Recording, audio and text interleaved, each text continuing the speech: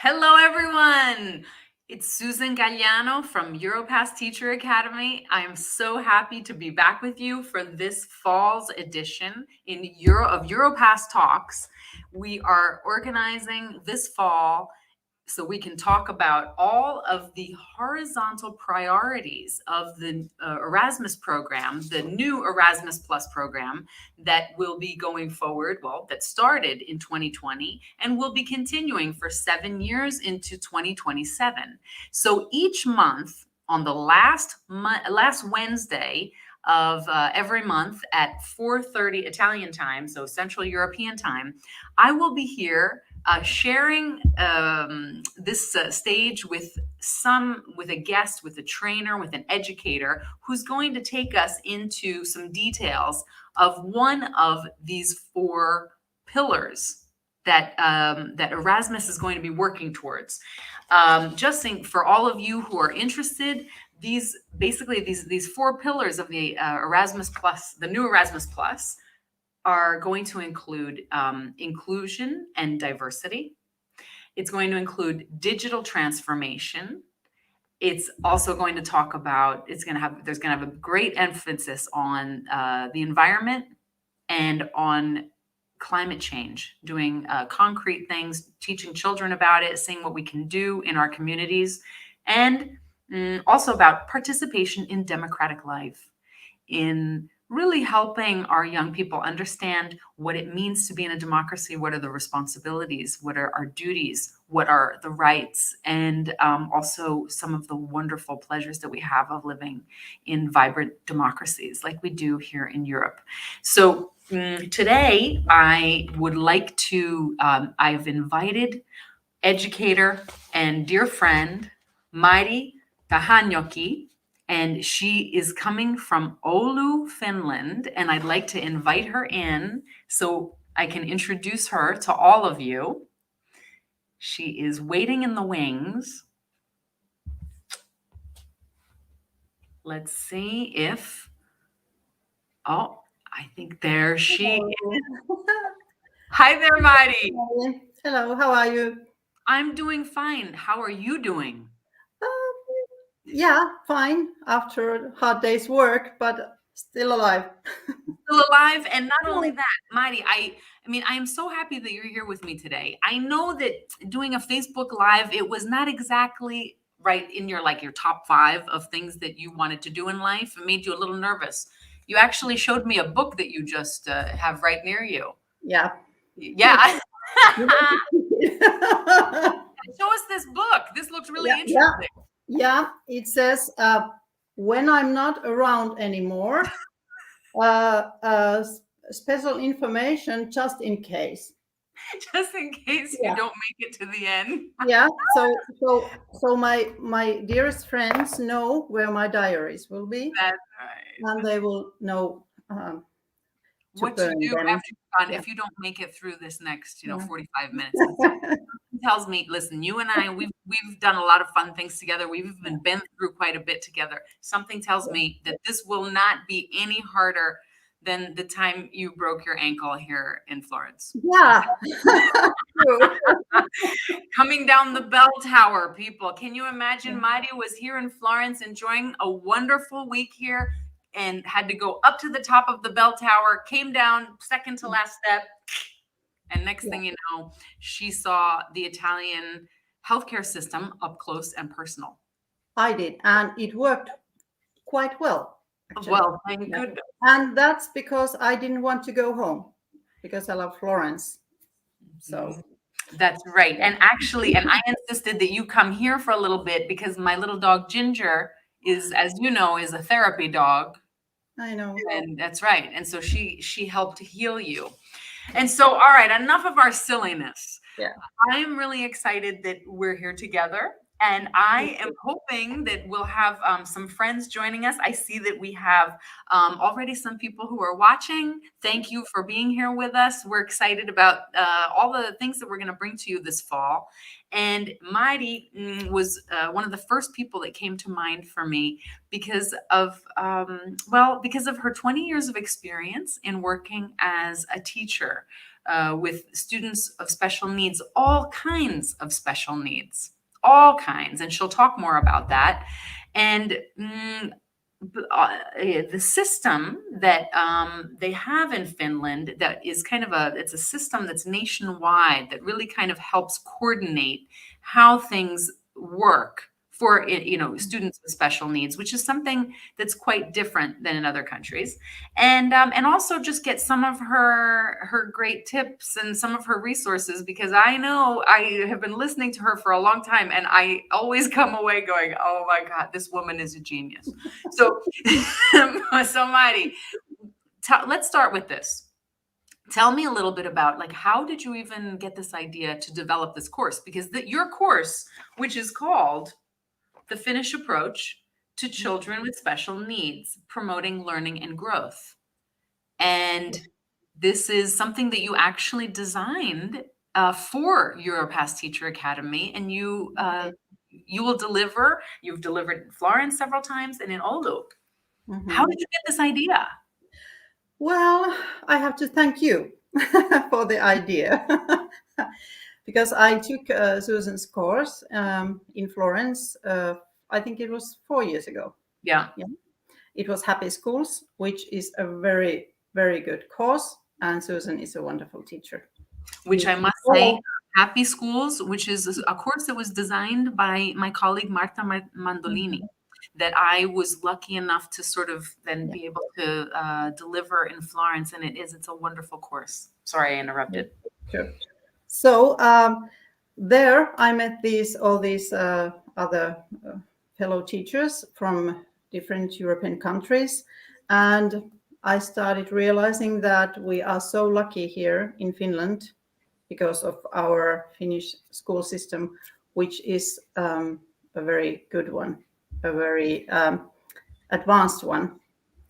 And since I have been working with special needs children with over 20 years now, and I have met and taught a lot of children with learning difficulties and mental issues, difficulties in concentrating and controlling emotions and behavior in acceptable ways. So I know what works and what doesn't. So I felt that I could possibly pass on the knowledge and experience that I have to fellow teachers also. Absolutely. And I also want to show what is good in our Finnish system, and in general, and when it comes to teaching children with special needs. And our 3-step support system is a very good system. Would you like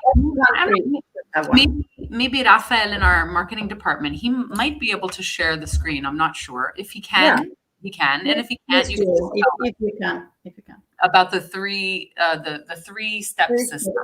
Yes. So tell us about it, because this is a little different. Here in Italy, there's some really great legislation about being very inclusive. The second one. Yes, Rafael, if you can put the second image on, that is the one that Mari wants to focus on. And so what I was saying was all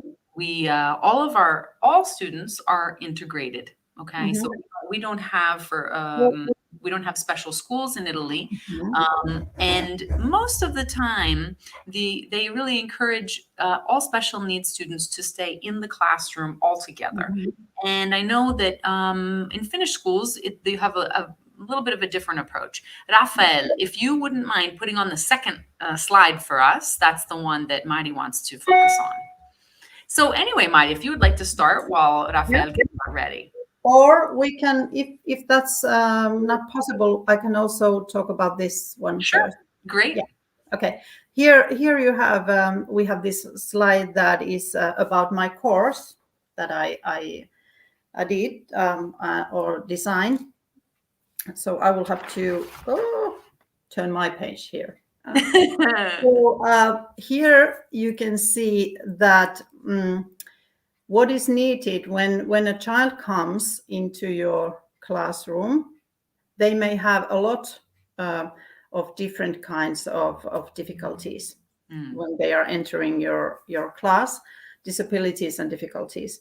They can have learning difficulties or mental or behavior problems or neuropsychiatric challenges. For example, ADHD, which is very common nowadays, and also autism spectrum diagnosis, etc. And so in my course, the participants get to have an idea of what kind of needs do these children have when it comes to teaching them.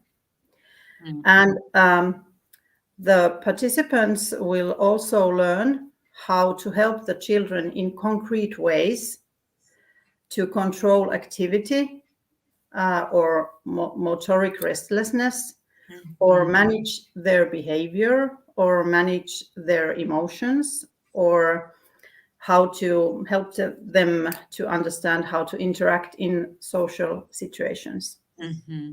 And in these balloons, I want to tell something about them. I use, well, in a well-working system, you need all these balloons up in the air if you want to help the child in the best possible way. Yes. And we will talk about in my course about the importance of these balloons.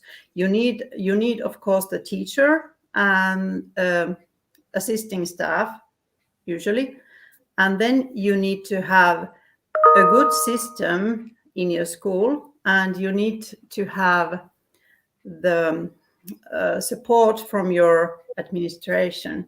You need, which means money, and building and equipment and stuff. And you also need cooperation partners, which are, of course, the very important part is parents.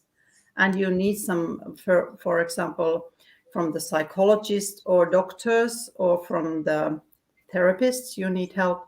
And also sometimes from the social services. Yes. And you really need that, all those balloons. If one or two of them should break and fall down, or then the one or ones that remain could not properly help the child in the best possible way. Right. And do you find one of these balloons in particular to be more challenging? In many countries, it is the violet one. I think if you don't have the resources and the good system, it makes it harder for the teacher and the other partners to work in the best possible way. Yes. And so I don't know if Rafael can hear me, but if he can switch now to the next slide, then and in the meantime, you can start talking a bit about the 3-step system that you have in place. Yeah. Okay. If we have to first remember that all children who come to school, they have the right to assistance or the help they need, even if it's not a big problem or if it's a huge problem. They all are. They have to have the help they need. And children, when they come to school, they all are in the first step.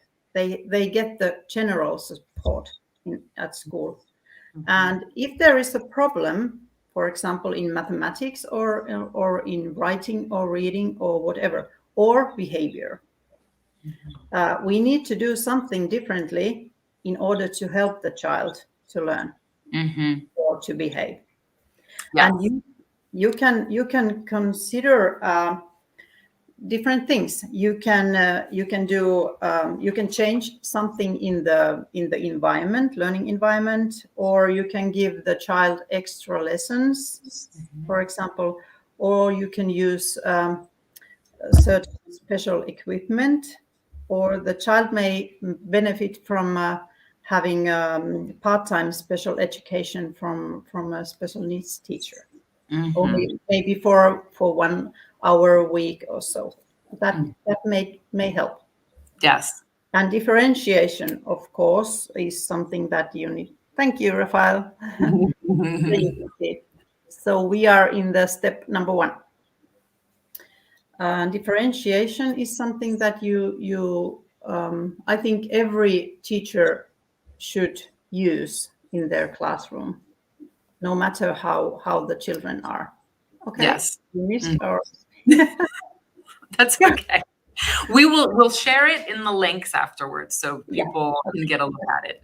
But you can keep talking. Anyway, these things that you do, they may be enough, and that's fine. It's great. Then the child can remain in the step number 1. But and you can write down these things that you are doing in a learning plan. But it's at this step, it's optional. You don't have to do that if you don't want to. Then if these things are not enough, then we need to evaluate the situation, and we call in parents, or maybe the part-time, the person who was giving the part-time special education, and maybe a school nurse or somebody. And we have a meeting, and then we decide, okay, this child needs more help. And then it's time for step number 2, which is intensified support. And it means that we need to do something more differently. And then we can use all these things that we already did, but also you may need to have more part-time special education, which means working in a small group. Right. Like what I do. And that's right, because you have you work in your own separate area. Yeah. And I remember you really made me laugh when we met because, well, as you know, Italian schools, most of them, they were built a long time ago, or they're actually like prefabricated, and they are, it's corridors and, rectangles off of the corridors where everyone has their classrooms. And so we often will see in these Finnish schools, these wonderful, first of all, new schools, which is like a really, that's not something that we see a lot of. And then with these big open spaces. And I said, oh, that must be so wonderful having these big open spaces. You said, oh God, no. You said, I'm so happy I have my classroom where I close my door and do my work. Yeah, and I love my door because it's soundproof. When I close it, it really keeps the noise away. I love it. I really love that. That's Walls right. and people and students having their own desks and their own space. This is my space. I have my things here. And so I'm not a fan of open learning environments. No.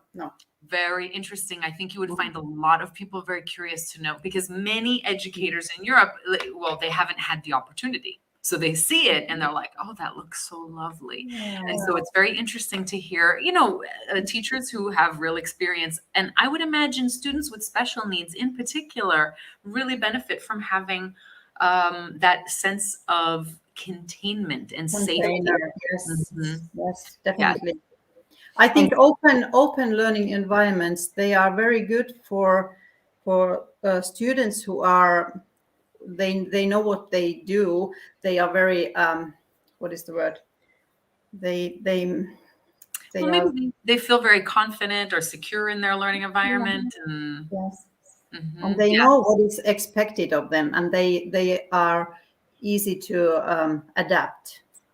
I see. Yeah. But special needs children, they usually are not. And because their needs are going to be different. and each one of them will have. And so, as you were saying, in the second step, that's where you come in. Yeah, true. And you can also then in step 2, you can also have like therapists, and the children usually do. They have like occupational therapy or speech therapy or something going for them. And then the support systems, they come from outside the school, like the therapists and for example, psychologists. So they're outside collaborators. They're paid by the school? No, by the city. By the city, but not by the families. No. Because sometimes what we also in Italy, they do get the services, from the city. But there are some cases where if the children don't qualify, because they really have to have some very serious disabilities. Okay, so if they don't qualify, or if the child's in a private school for whatever reason, lots of parents are paying out of pocket. That is one thing that is good in Finnish society. We take very good care of our the people who need help. Yes. Yeah. Yes. Okay. Anyway, back to step 2, I guess. And at this step, you need to make a learning plan. It's compulsory. You have to do that. And very often you get help also from the school assistant, but not only the children who are severely handicapped, they get a personal assistant. Okay. But the other assistants, they are always like group assistants. They are not personal, not for only just for one student. Yeah, true. And okay, now we are in the step 2, and that if that works, it's fine. The child can stay there like until his or her school path is over. Right. Or in some cases, you may, if you get the benefits and it all works well, you might even go back to the general support. Okay, so a child that is maybe starts off needing some that has some special needs and needs some different kind of help, they can then transition into the mainstream school. Yeah. Well, they all throughout. At this stage, they are in general school. Yes. This is not the part where when you get transferred to step number 3, which is special support, then you might go into a special school. Okay. But that's not. It doesn't even happen very often. It's because not all these steps, these are for all children.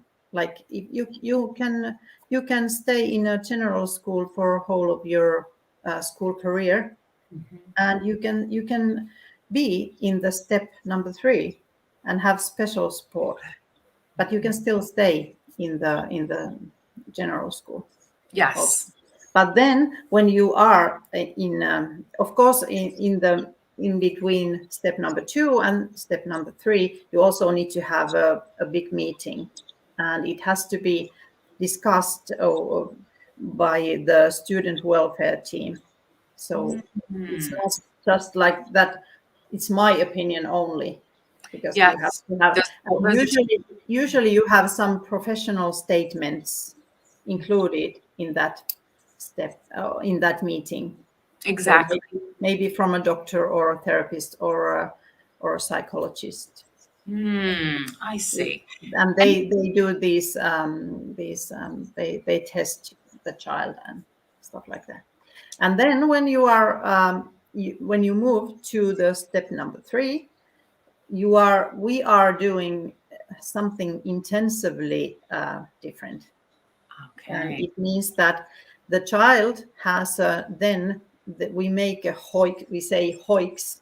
It's hoiks. Yes. Hoiks. It means individual plan of organizing one's schooling, and you have to do that.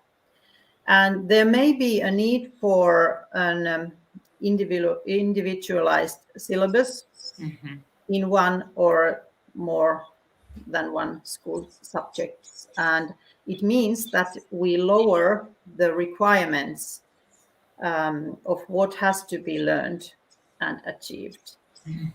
I see. Yeah. And then we are again, we are doing everything that we have been doing already. Yes. Plus, the child then gets a whole-time special education. Okay. It's not part-time anymore. So I they are allowed to have the special needs, the special help for whole time that they are at school. And you can work in a special in a small group, or in also you can be moved to a special school. So, Mari, what's really interesting though about this system is that it is nationwide. Yes, it is. Meaning, that you have a system that you actually put information into, and if your student moves to a different city, for example, and it's very all good. I mean, obviously, even in other countries, there is that transfer of information, but maybe it's not quite as streamlined as what you're telling us. Because I love this system, because we all the plans and the documents will be made and stored in our Wilma system. It's called Wilma, and it's a nationwide electronic diary where you put every information that you have about the child, and it stays there. And if you move, all the information moves with you. So yes, and it's great because like I said, there should be this kind of contact in between schools, but I like the fact that it just seems that it's put in place in such a clean, logical way, and it really makes your job, which is quite challenging, it makes your job just a bit easier. Yeah. Now, what I think this whole 3-step system, it's good because it's used in the whole country in the same way, and the steps and principles of how to help children are similar no matter where you live or which school do you go to. That is amazing. It's equal. Like in the Finnish system, everything is quite equal. Yes. It's good. Yes, I know that. And it's something that's very interesting. You don't really have private schools, do you, in Finland? We have some, yes. It's unusual, though. Yeah. So, and that's a whole other topic. Yeah. Now, getting down into some of the nitty gritty of your job, I know that there are lots of teachers that are watching us who are in schools where they have all kinds of, they have all kinds of learners in the classroom, and they sometimes will also have students with special needs, and they'll have a special needs teacher that works in the class, but obviously is there to provide some extra attention to the student with special needs. But at the same time, I think that the teachers have a lot of questions. They are wondering that there are many different kinds of needs out there, and most of the time, teachers are not experts on all of them. And so, what do you think educators need?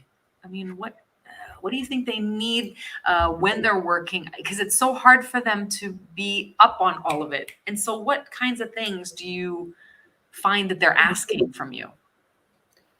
Well, what I think that I need in my work, I have been needing those things for 20 years, and I will be needing them later on as well.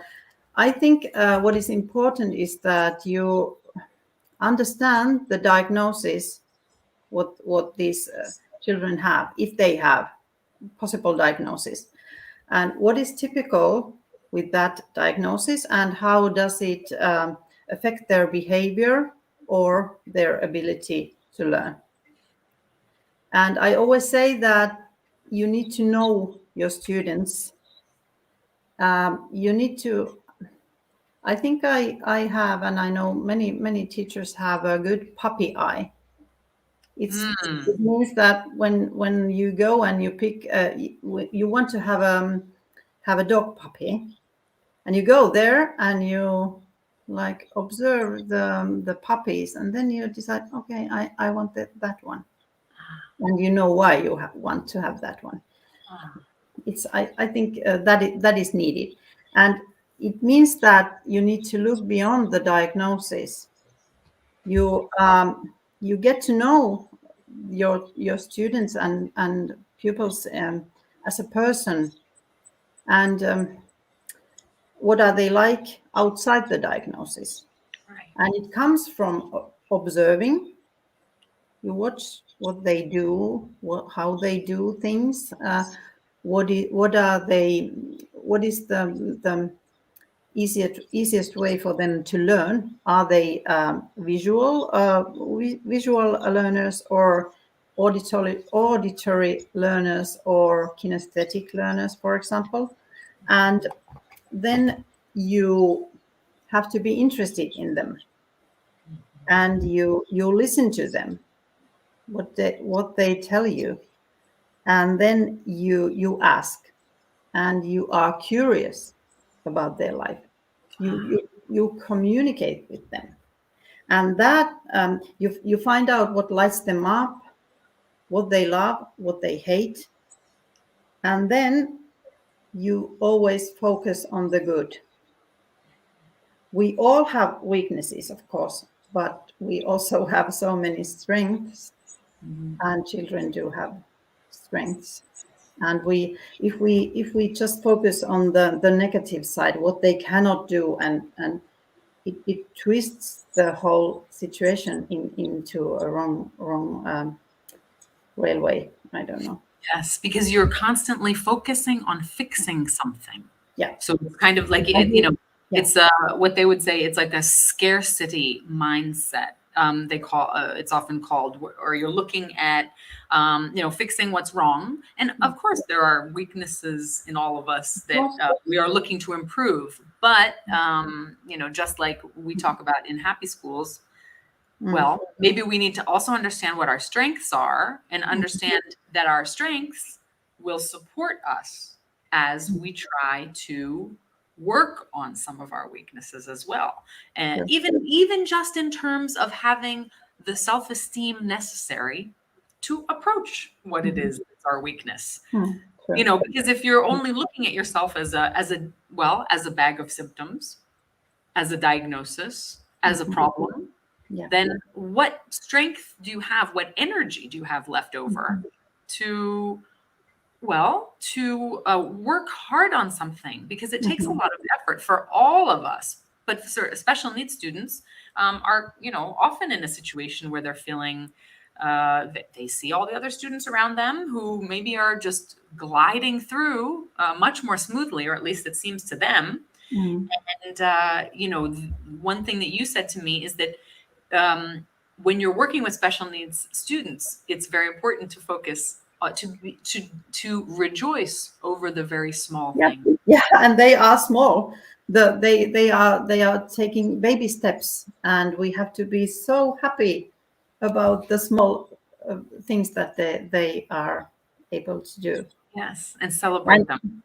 Yeah, and you always need to. I think you need to focus on the positive instead of the negative, and find the good in every student, and that because that is the way that you can earn their trust, and can establish a working relationship with them. Of course. And no matter what you teach and with what equipment, it all comes down to how is your communication and your relationship with the child. And if you achieve that good relationship with the child, then everything gets easier. Oh, yes. For you, for the teacher. And also what I have needed and need are two things. I need humor, sense of humor every day. I know. every day. And I need a lot of creativity Yes. on how to because sometimes when the situation is escalating, and if it hasn't escalated too much, Meaning in a big behavior problem. yeah, Well, and like a student who's, experiencing some really strong, distressing emotions. yeah, Okay. then you can use humor. Yes. But it means that you need to know the student. What are they able to? How can they take What in kind your? of humor? Yeah, Yes, yeah, because if they might think you're making fun of them yeah. or you're And teasing that them. you never can make fun of them. You can always make fun of yourself or the situation. Never Okay. make fun of never make fun of the student. Of course, of course. And so can you give us some examples of how you Yeah, use I humor? can. I'm not sure. I'm not sure if I want to tell you this, but Oh, no, I really, I'm not encouraging anybody to do this, but these things work for me, and I yes. have, yeah, because it's sometimes it's a way to change the direction where the situation otherwise is going to go. And for example, mm, if there are two children in the corridor pushing each other and calling names, and you can see that it's going in a very Definitely. bad direction, the situation, I will go there and I said, okay, is there a public fight going on? Okay, stop, please stop. I want to invite more people here. I know everybody wants to come and join. Maybe we should call the janitor. He loves to fight. And maybe your own teachers would like to come and see this. And I can also call the principal, because I know for a fact that the last time he was fighting was when he was in school. So perhaps we should call him, and I'll take my phone and they will stop fighting. I'll tell you. They will not want there to be audience, or they are just, well, this, and then I ask, is this serious enough that we should invite everybody here? And they say no. And then when we get the situation over, after a few minutes, then of course I will talk to them and ask what was wrong. Why did you end up in this situation? Very good. Or I can actually I used this today. I have this wonderful 7-year-old boy who is he has a very difficult time to sit and be still. Like he loves to sing, and he makes all these noises all the time, and he doesn't even recognize that himself. And some other child was saying, there's always this noise because he's making all this, he's doing this, He makes he sounds. makes the sounds. And I went there and I said, oh, let's see, I think our radio is a bit broken. Yeah. So I went and I He kind of turned his ear like, his ear, like, okay, let's see. And then he was looking at me like this, and he was silent. And I said, okay, I'll just turn this down a bit, so it's not that loud. And he was silent after that, and we all got to our piece. And after a few minutes, I say to everybody, like, oh, I'm so glad we got this radio fixed, because now it's quiet, and I'm glad that's fixed now.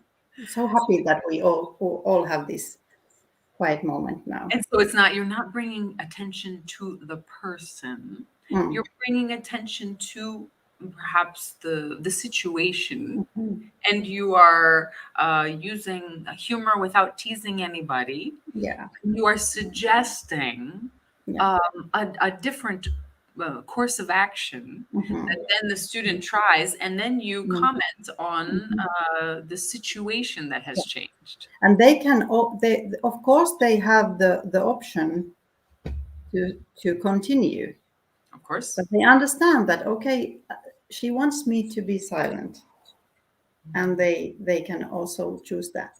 And so they're And not being embarrassed, they're not being singled out.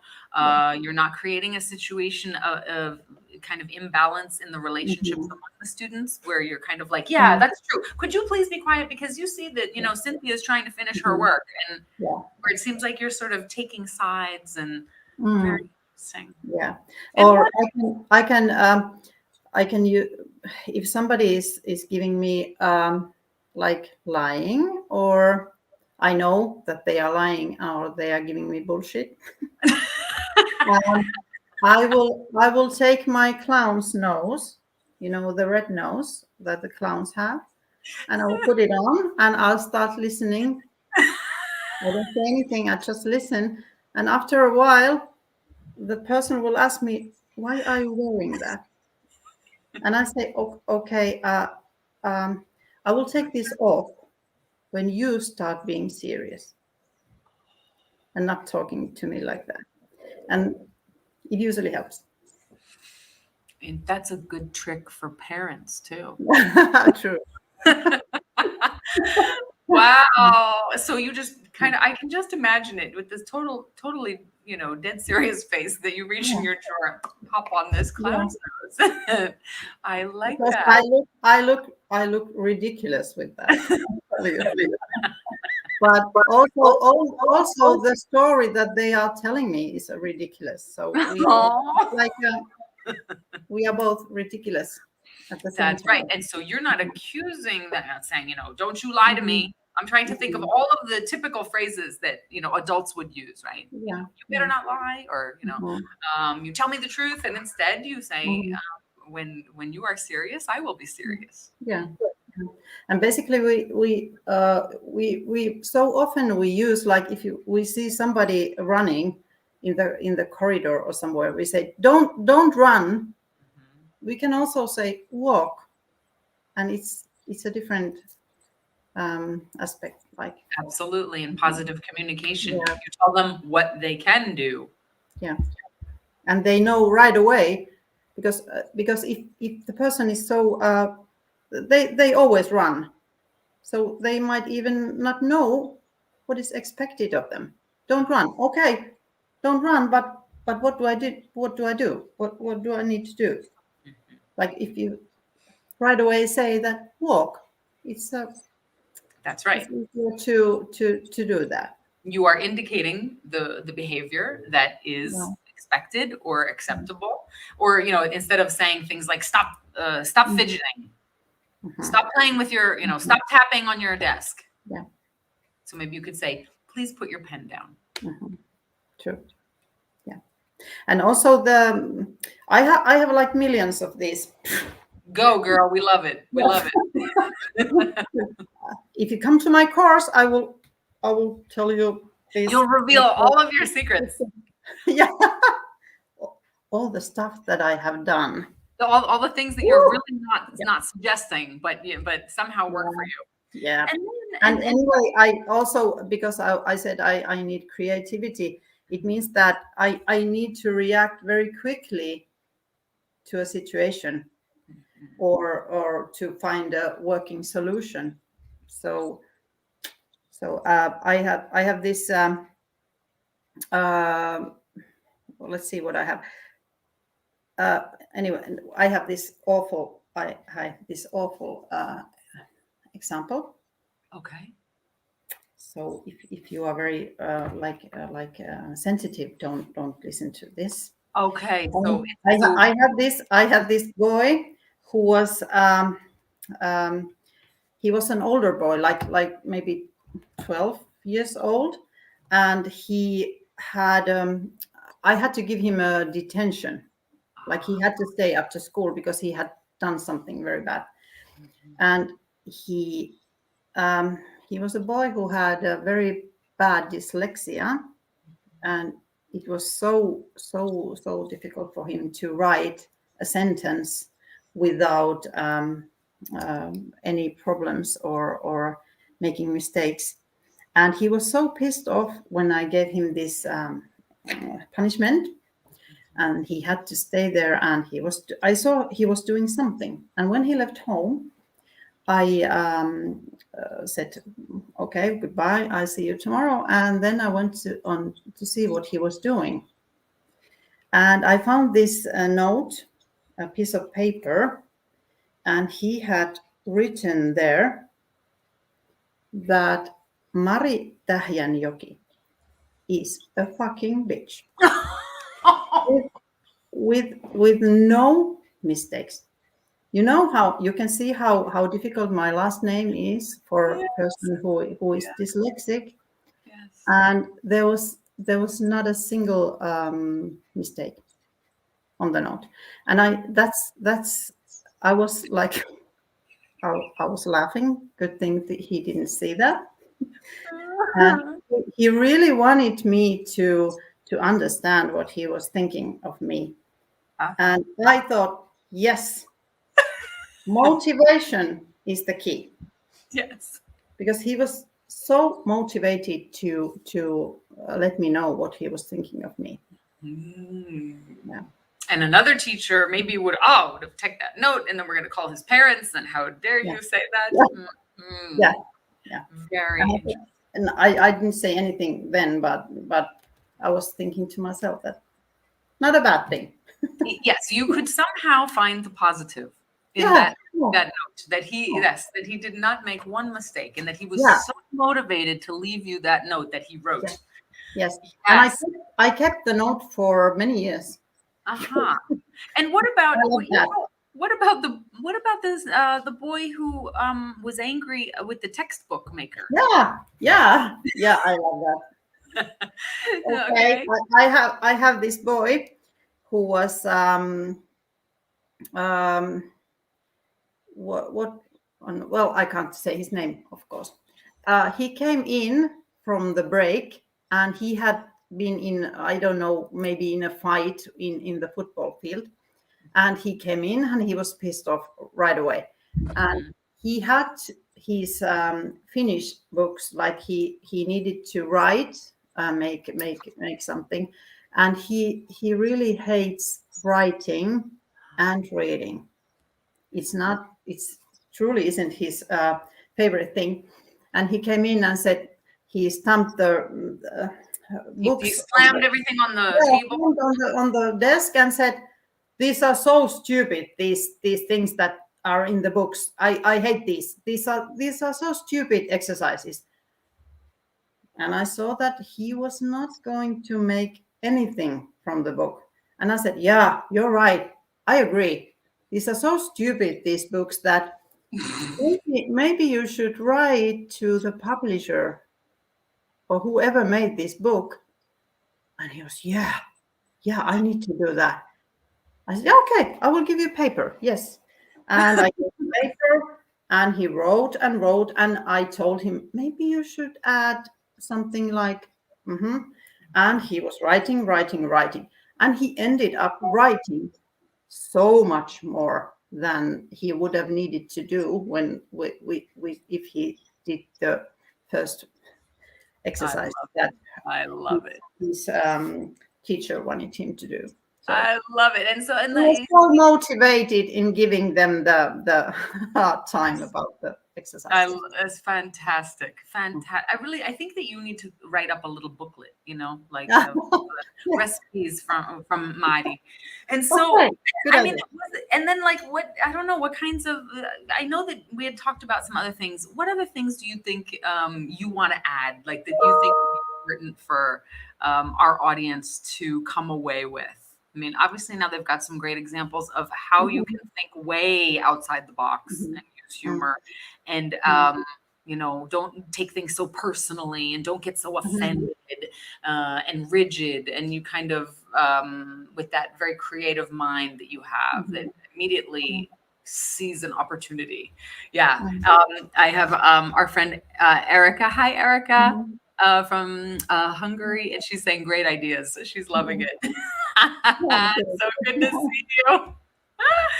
Yes. And so anything else that you want to add? Because our time is flying. I know. I know. Oh, I see we have our friend Anita. We have Margaret, my friend Giacomo, Stella. Stella, how are you? Oh, it's so good to see you. We have Sheila here. We have my Okay. mother, who is Ah, one of our biggest fans. Yes. to your mother. Yes, my mama. That's right. And so I'm sorry, Mighty, I interrupted, but anything else you want to add? I think sorry, I was. You were thinking about my Your mother. mother. I know, my lovely mom. We should Yeah. have her come on once. And I know. kind of like what kind of guidance that you would give teachers, what kind of, other types of tips. Yeah, because I think children who have difficulties, but also all children who are in your classroom, they will benefit from certain things. They all benefit from structured learning environment. Like if you have these walls and if you build the container where they know what are the rules and how they are expected to behave and what is expected of them if they want to learn anything. And you need to, for example, if you have your daily structure shown in pictures, it's beneficial for everybody, even if you don't have ADHD or autism or anything. Exactly. Like that visual reminder of what we are supposed to be doing. Yes. And every child loves routines. That things will be quite the same today than they were yesterday, and they will be tomorrow. Yes. And they benefit from that. And the repetition. They need to be reminded many times of certain things. And anticipation is very important because children, like adults, I think, we want to know what is expected of us. Yes. We want to know what will happen and when and with whom and where and for how long do we need to continue with our work, for example. Because if I went to work and I didn't know what time would I be going back home, I would be crying. You would not be happy. No. Yes, it's true. And especially I think certain learners really need that. Yes. And they need that repeatedly. What I sometimes say when you're working with some students they need the routine, and then they need you sometimes to shake it up. Yeah.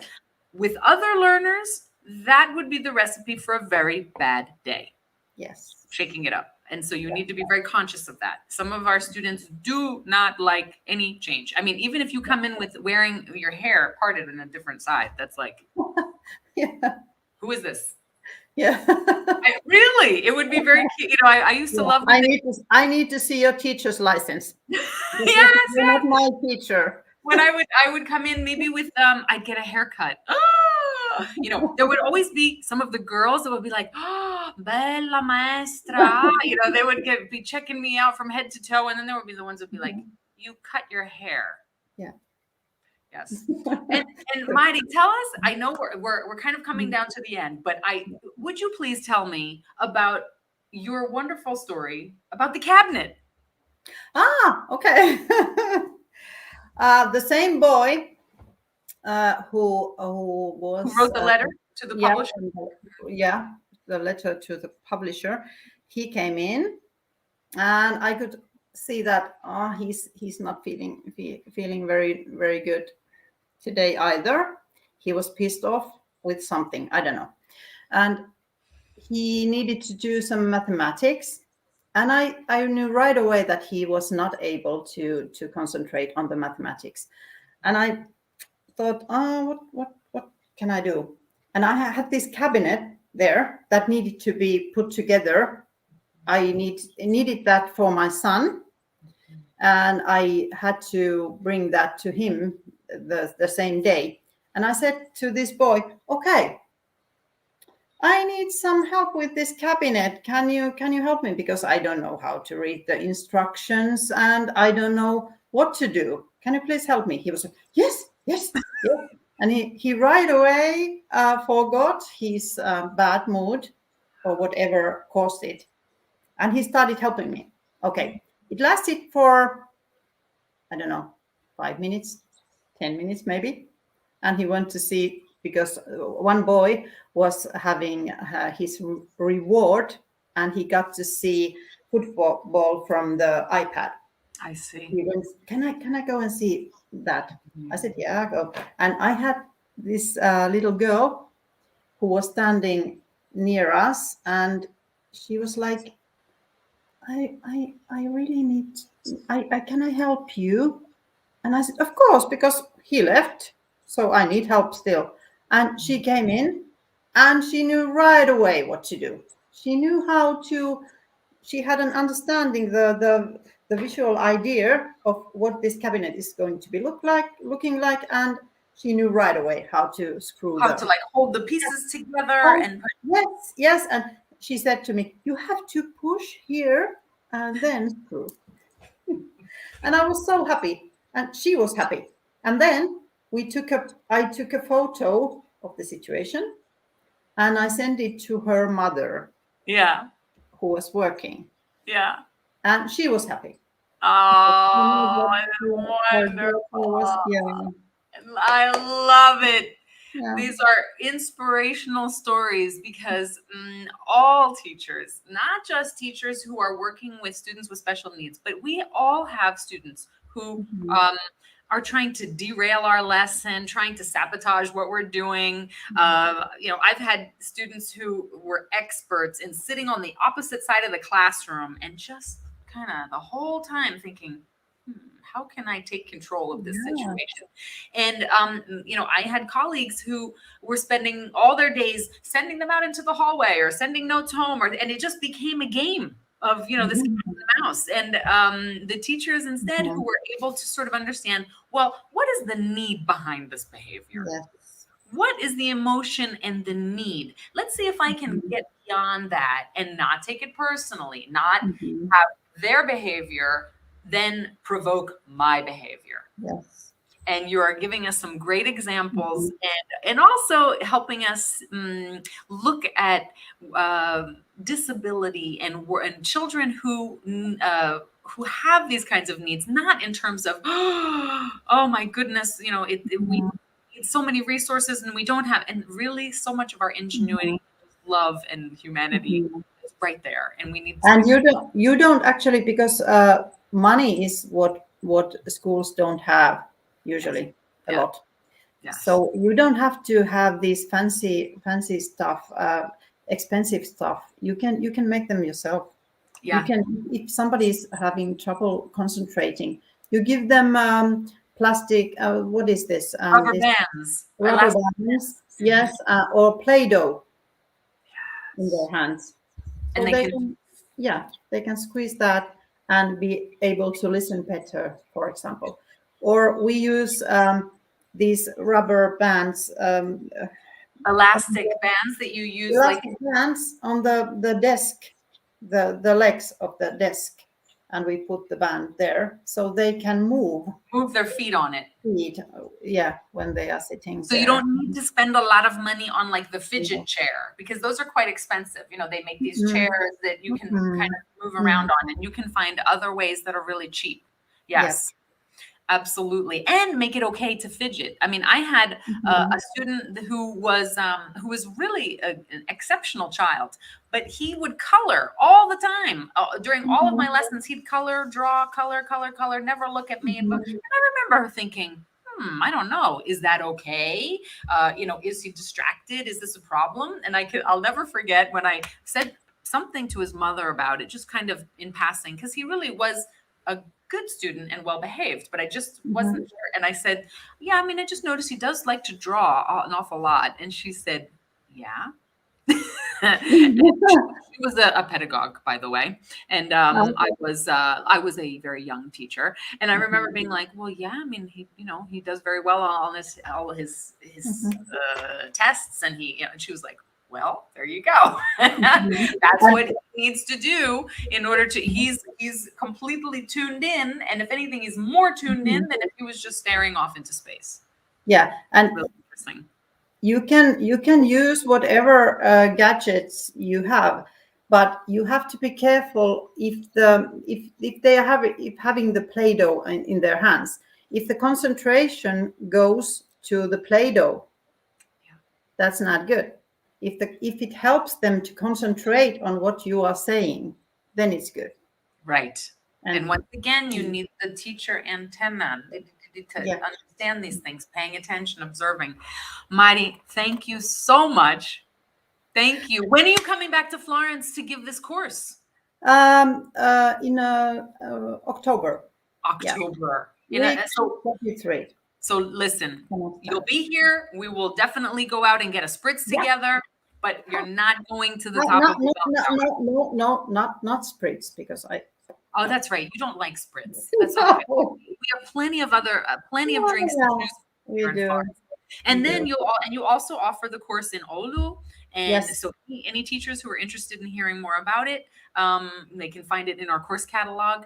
Yeah. And I want to thank all of you for being here with us. I saw that I had some friends, some teachers that I've met in courses in the last few months. It's really been an amazing time to be back together again in person. We're wearing masks, at least in Italy we are, but after the first half hour, we stopped noticing it, and we've really had a wonderful time. And I want to thank everyone for being with us. I will be back with our next month's Europass talk, and I will be back on October 27th. And we're going to be talking about a digital transformation in our schools. And I have a lot to learn. And I think Mari might feel a lot to come. Exactly. So tune in, all of you who feel like I do, that I'm very digitally challenged, and we'll learn more about this transformation that is taking place in our schools. Mari, thank you again. And I look forward to taking you out when you get here. Thank you all for being with us, and have a wonderful week. Thank you, everybody. And thank you, Susan, so much. And I hope I will be seeing everybody in my course. I hope so too. It's really worth it. Bye, Mari. Love you. Bye.